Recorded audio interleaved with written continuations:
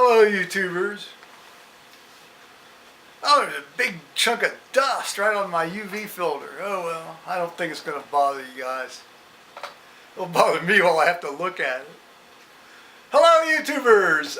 Joe Kersey here on Sunday, October 29th. Yeah, October 29th, 2017 at 12:45 Eastern Time. Still daylight time, although we're going to change next Sunday. Thank the good Lord. Back to standard time. Oh, that puts this fellow I like to go back and forth with in Australia 16 hours now ahead of me.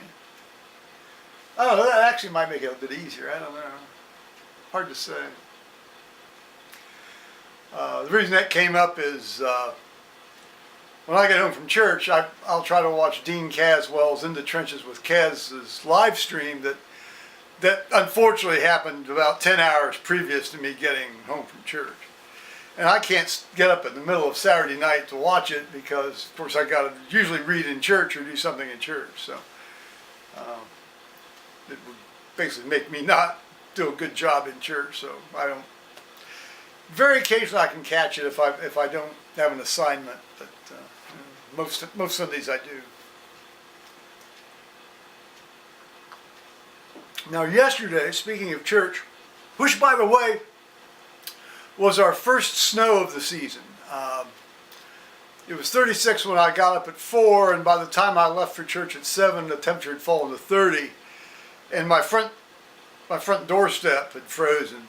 And I actually had to put cat litter, grit on the step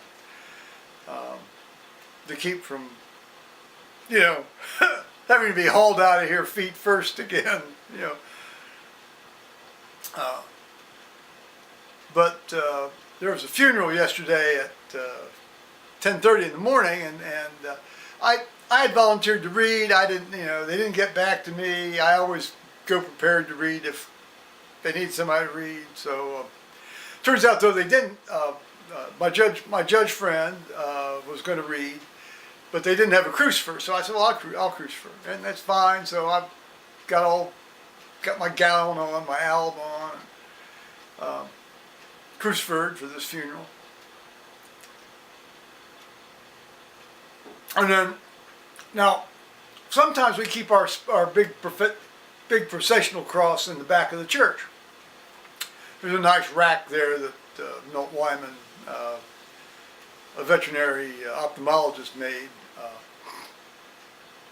some years back, and it's very nice. But sometimes we don't. Sometimes they keep it in the sacristy, and it's all locked up, and it's not that elaborate a cross, but these processional crosses run around $1,800 generally. So it's an expensive piece of hardware. We're talking now like maybe 26 years ago. Somebody did break into the church and steal the processional cross. So since then, people are a bit hinky about it. Well, this guy is. The previous two rectors haven't been hinky about it at all. So anyway, so there's an identical rack to where we put the crosses in the back in the sacristy, with the exception that the rack is not fixed to the wall or the floor. The rack in the back of the church is fixed to a wooden partition and the floor. So I think you can kind of see what's going to happen here now. So I get done crucifying and I go to take the cross back into the sacristy, and I put it in the rack. It's fine. I step away. I talk to one of the women in the altar guild, who's a fairly good friend, and we had been standing over by the door a good 9 feet away from this cross for about 30 seconds, 45 seconds. And then I had my back to it, and Roberta was looking at it, although she didn't see really what happened. But next there's this huge crash. I said, what the hell? You know? And the cross had fallen forward, you know. Well, what happened is the rack had tilted forward with the cross. And there's a countertop opposite this thing. It's a fairly narrow room. And the cross is, it's probably 7 feet long, 7.5 feet long. Wham! Well, if my hand is the front side of the cross, it left it with the concave curve facing the front. So in other words, it must have struck the edge in the middle of the counter, you know, the middle of the cross. The edge of the counter struck in the middle of the cross. And just the sheer momentum bent the tip forward a bit. Now this is a fairly thick, well, purportedly all brass cross. It's about this thick, maybe somewhere between 1/4 of an inch and 1/8 of an inch, and 3/8 of an inch thick. Solid brass. I can't see solid brass doing that because this didn't fall that far. I mean, it was like an arc of maybe not quite 45 degrees. Anyway, the thing bent. Okay, fine.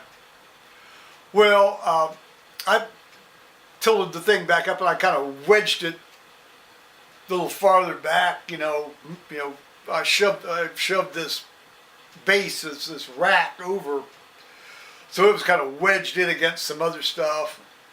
The thing seemed like it was going to stay up, so all right. I scampered home on my merry way.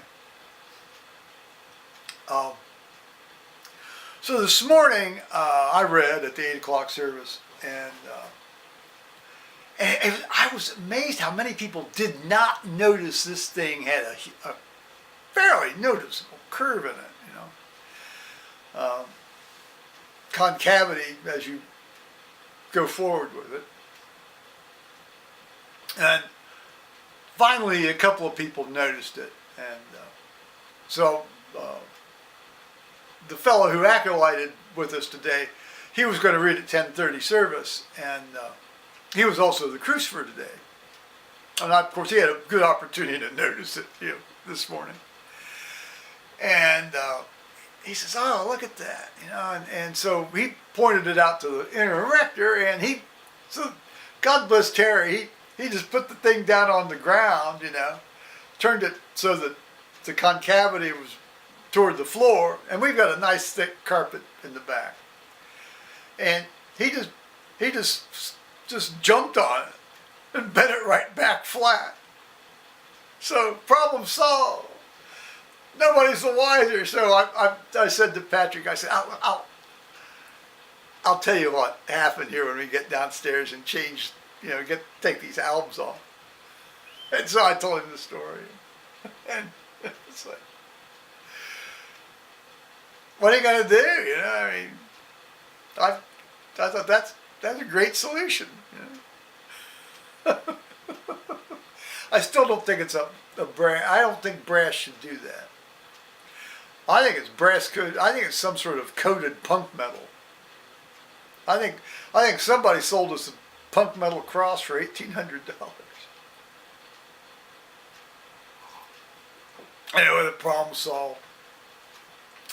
Yeah, it was the funeral was for a 92-year-old woman who was a grand lady, a very grand lady, massively intelligent lady, an Ohio Wesleyan professor emerita, and she had gotten increasingly demented over the last 4 years of her life, but not agitated, demented. You know, she was just very quietly. You know, she loved to have people come see her, but she didn't know who the hell you were. You know, and so you kind of chat. You know, it's kind of like random idea generator. You know, and she at one point had a huge treasure trove of historical material relating to the church, and I sure hope somebody's, you know, gotten hold of that stuff. I think when they moved her out of her assisted living into her, she had an apartment at this place. It's a 1,400 square foot apartment. Hell, it's bigger than my house. And excuse me. This material occupied one bedroom. I think when she moved to assisted living, which is considerably smaller, somebody from the church got that. Anyway, what happened? The final event. You know, the final event was about 4 or 5 months ago. She fell and broke her hip. Well, instead of nailing the hip, you know, either doing like a Richard Screw or an Austin Moore, they didn't operate on her. They just moved her right into hospice. So in essence, she was allowed to die like people who broke their hips before the age of internal fixation devices,